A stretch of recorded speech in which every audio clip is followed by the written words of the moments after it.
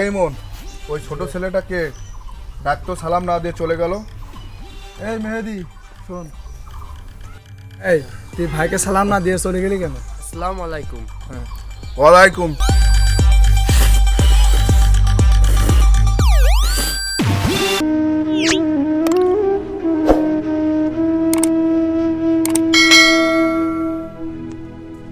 ওকে এইভাবে প্যারাকুশা মেরে দিলেন? আরে শোন, ও যে এই গ্রামের সব থেকে সেরা যে ধনী জমিদার, তাকে সালাম দিতে ভুলে গেছে। এই জন্য ওর এই শিক্ষা দিলাম। এরপর থেকে আর কেউ এরকম ভুল করবে না ওর কাছ থেকে গল্প শুনে, ঠিক আছে? চল।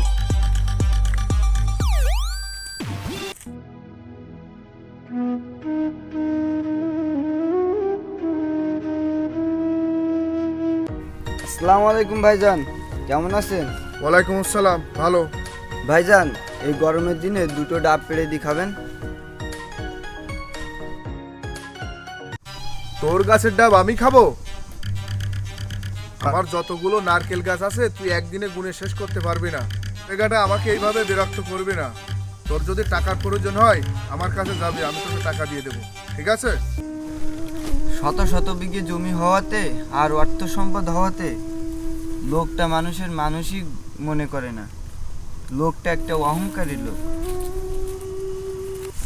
ভাইজান, লোকটা ডাব খেতে সাধলো, আপনি না খাতেন আমাকে দিয়ে খাওয়া।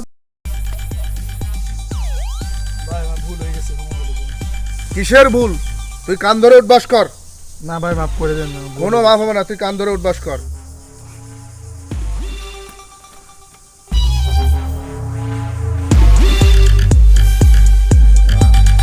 ওঠ। তুই আমার সাথে থাকলে একটু পেস্টিজ বানাতে পারলি না।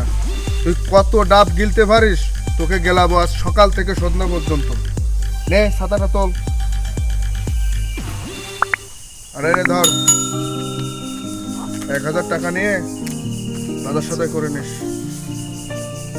আমি এখন যাচ্ছি, ঠিক আছে? আচ্ছা ভাইজান।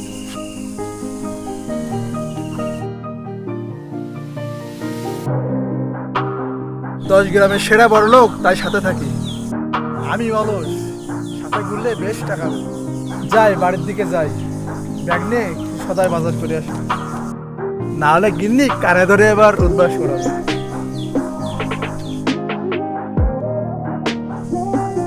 এমন জি ভাই। কালকে কিছু মাছ ধরার লোক এনে পুকুর থেকে কিছু মাছ ধরে রাখবি, ঠিক আছে? আচ্ছা আর ওই যে বড় বড় রুই কাতলা, ঠিক আছে? রুই কাতলা সর পুকুরগুলো, হ্যাঁ, আর তোর ভাবিকে দিয়ে আসবি, ঠিক আছে? আচ্ছা ভাইজান। ভাবি রাত্রে শর্ট ফুটি রান্না দেখি টেস্ট ভাইজান, বলে বুঝাতে পারবো না ভাইজান। রাখ তোর সর ফুটি রান্না।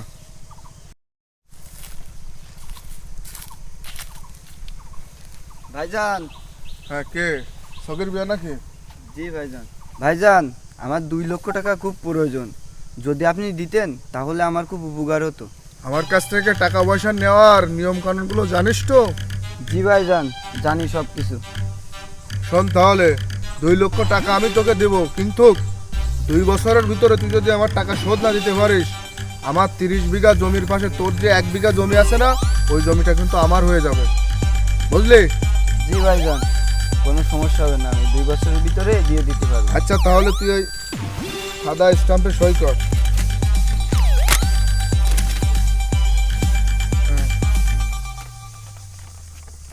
ভাইজান, সই করবো কোথায় ফেলে? এই, রিকশা কর।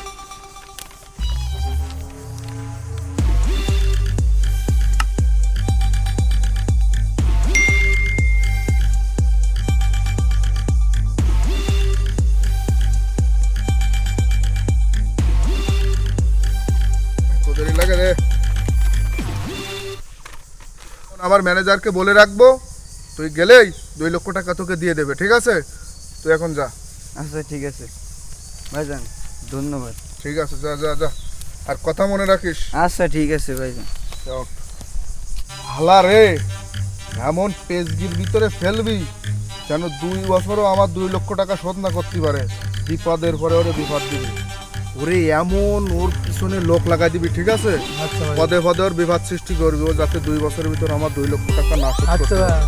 আর বলা লাগবে না। আর শোন, বেশি বোঝা লাগবে না তোমার, আমি যেই ফালি বলি তুমি সেই ফালি চলো, ওর আমার 30 বিঘা জমির পাশে ওর যে 1 বিঘা জমি, ওইটা কিন্তু তোমার চাই। এটা মাথায় রাখবি, ওর পিছনে লোক লাগাই দিবি, ওরে পদে পদে বিবাদ সৃষ্টি করবি, জি ভাই, যাতে আমার টাকা না শোধ করতে পারে। জি ভাই। ঠিক আছে?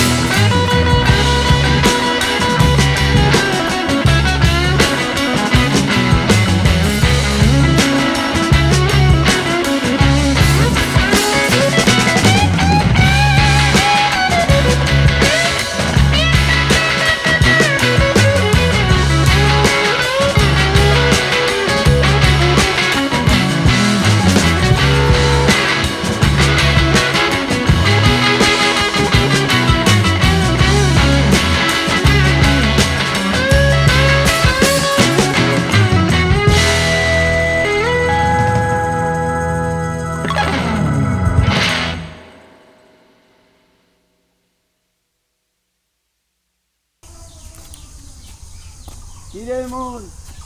কি হয়েছে ভাই? কি রে, তোর সে অহংকারী ভাই কোথায়? ভাই আপনি জানেন না, ভাই তো আজকে 1 সপ্তাহ সিঙ্গাপুর হসপিটালে ভর্তি। জ্ঞান, কি হয়েছে তোর ভাইয়ের? ভাই তো ব্রেন স্ট্রোক করেছে। 1 সপ্তাহ ধরে চিকিৎসা করতে করতে তার সয় সম্পত্তি অর্ধেক সব শেষ হয়ে গেছে, এখনো ভালো হচ্ছে না। অহংকার পতনের মূল। শালা অহংকারের উচিত শিক্ষা হয়েছে।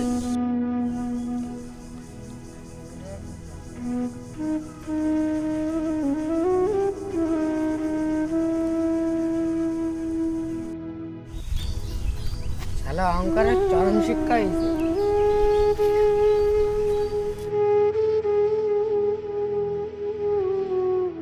আরে মেহেদি, এই রসগোল্লা কোথায় নিয়ে যাচ্ছে?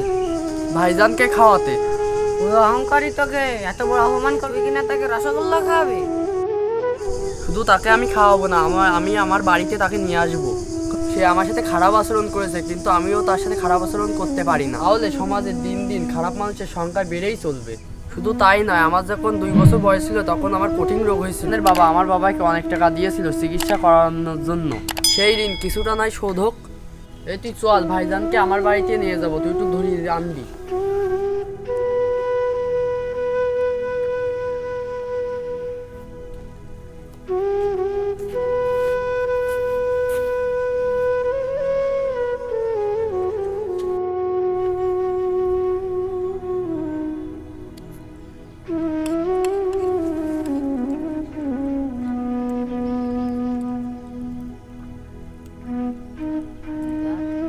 আনবি, এবার ধর।